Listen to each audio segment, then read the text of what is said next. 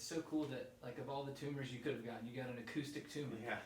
An acoustic neuroma tumor. That's, Yeah. I mean, What was the surgery like and post the recovery and all that? It was nuts. So it was a 12-hour operation. I was not awake.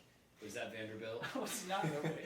Everybody asks because, you see like YouTube like videos of, a person playing like violin while their like brain Oh is yeah, operating. yeah. Well, that's true. What? Yeah, most brain surgery they have to make sure that they're not cutting anything out that's like losing Oh, motor my function. Lord. Yeah, Isn't yeah. it? It's ridiculous. Yeah, yeah. Wow. Okay, so you were out, thank God. Yeah, yes, I was quite asleep, and I woke up. I was in the hospital for like under a week. It was like 3 days. It's like remarkable how quick they can get you out there after brain surgery. Yeah. And I was supposed to have like 3 months at home on the couch, couldn't lift anything, I think heavier than 5 pounds.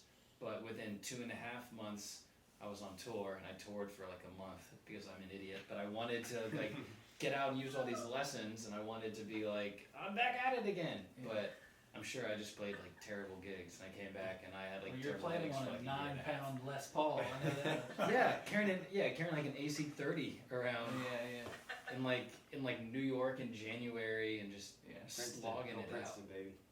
Yeah. That's the reverb. Anyway, all that stuff's over 5 pounds. That's right, you're acoustic. Yeah, but the recovery Yeah, was that's oddly peaceful. Because I mean, it was you can draw like parallels like between that and the kind of quarantine at home, because like the only job I had was just sleep, rest, get better, eat good food, like don't strain yourself too much, but also like walk every day and get blood pumping. And for like the one time in my life, I was pretty zen. I was like, I can do this, I can get better.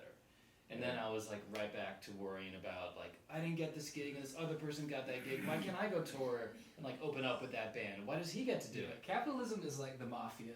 As soon as you're like, yeah, maybe I'll just, they're like, no.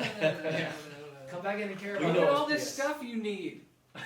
On that kind of, so we talked about the tornadoes. I mean, we all kind of take every day for granted, right? I mean, and I think like between very few people have had to go through a brain tumor, thank God. I mean, I'm glad you're still sitting here with us.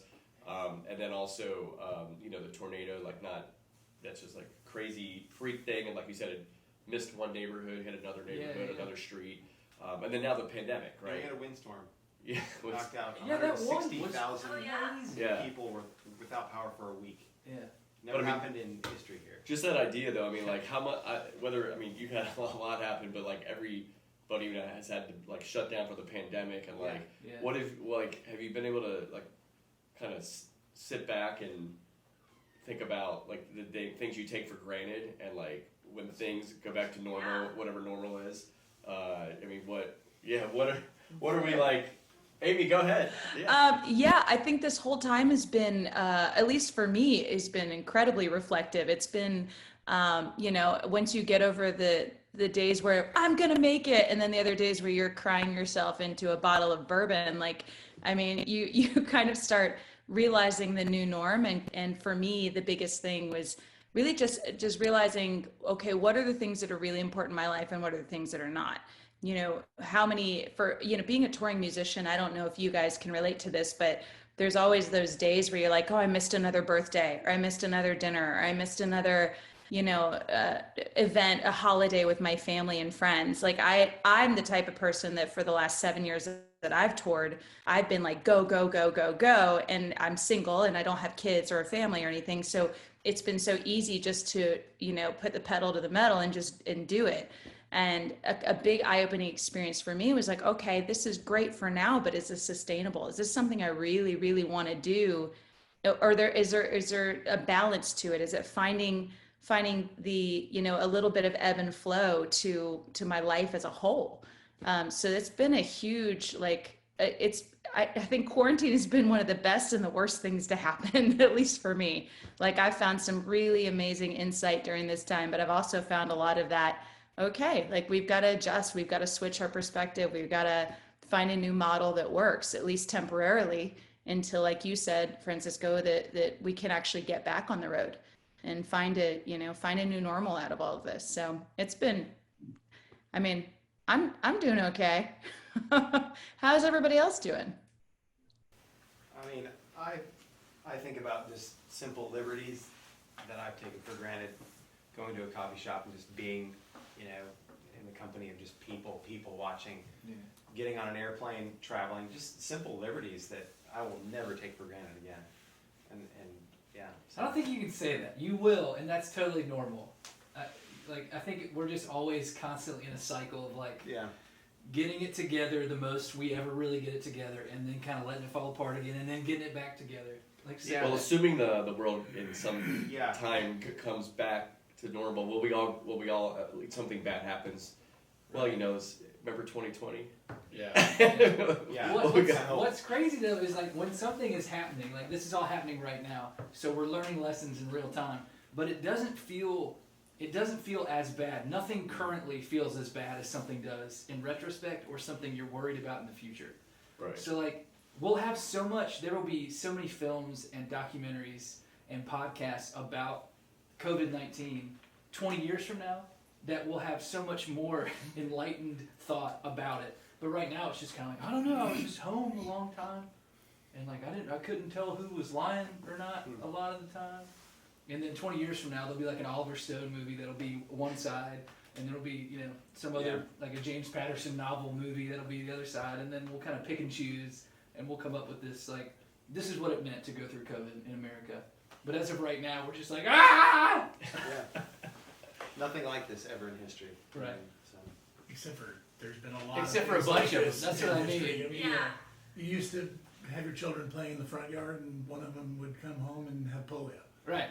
And Spanish flu was a long time ago, but it took 3 years before people came back to a movie theater or a public gathering that was normal. And it wasn't even a long time ago. There's a person alive right now that was alive when it happened. That. Mm-hmm. We think about time in such a weird way. Yeah. So you're living in Music City, but it's also a healthcare city. It's entrepreneur city. It's collaboration city. Crippling self-doubt city sometimes. The first time you've been told you can't run a business, or you can't, get on an airplane, or certain liberties, but yeah. We'll look back at this time and think about what we learned. That would be absolutely, yeah. I think that's the problem, though, that we don't do that, which is why we just do the same stuff over and over again. Well, it's kind of, I think partly it's you read about polio, whatever, but it's those were people in history, and you weren't there to learn about it. You may not even be reading well educated about it. It's just something in the periphery. And that's what I mean about the past changing your lens. Is when you look back and you're we just, everybody had 6 to 10 kids because you were going to lose half of them to these diseases, and you're what? Was it so hard to live with that crippling just grief? And you're no, it was right now when it was then, and so nothing right now is ever as bad. It's well, it can't be historically that bad because it's happening to me right now. And that's so interesting.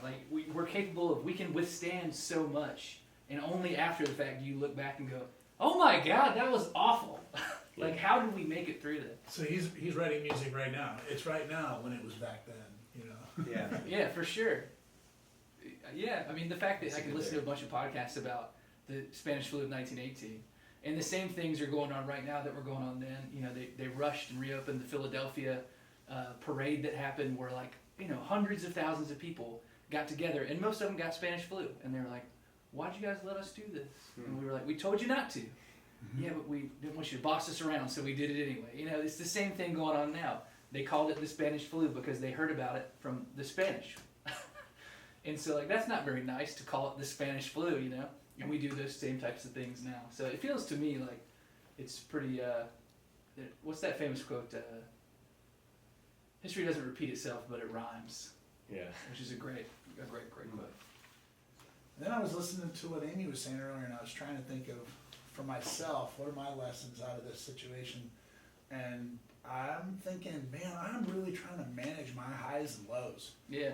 Because going into the first quarter, Hitch, my technology mobility company, had the best first quarter. We sold more product, more services to creative thinkers than the whole previous year. And it was hitting on all strides. The mayor of South Bend put a program together that helps connect people with job opportunities and pays people to take each other to solve one another's mobility problems instead of hiring a bus to come get you, stuff like that. Yeah. Super creative stuff, leans right into our sweet spot, and I'm super high, and I'm going in to March 1st, Super Tuesday, and Pete Buttigieg just, like, we're releasing this, we solved the problem. Yeah. And then, the tornado hits, and my wife goes to the airport to deliver an exchange student to a 5 o'clock in the morning flight, and she's picking her way through the disaster-strewn streets. Jeez. So I'm on this really high and then this really low, and it hit Center 615 where our offices are, and a 7-ton air conditioner crashed through the roof in the meeting space we always hang out in. So it seemed like that was like, oh, terrible. And then a week later, my mobility company comes to a screeching halt because everything else is coming to a screeching halt. Yeah. And I'm like, okay, well, I forgot that I had a hotel project in downtown Nashville, so I couldn't have picked two of the worst businesses to be in at this particular moment. So, and then there's highs. There's these really great opportunities that are coming out of what we're experiencing. So I'm just trying to manage. If I don't get too high and excited, then I don't get too low, and I just kind of want to find that bandwidth where I feel like I can contribute intelligently and still listen. And I won't take whatever that amplitude thing is that you guys do in music. You can't hit it too high or too low. Speaking of that hotel, oh, go ahead.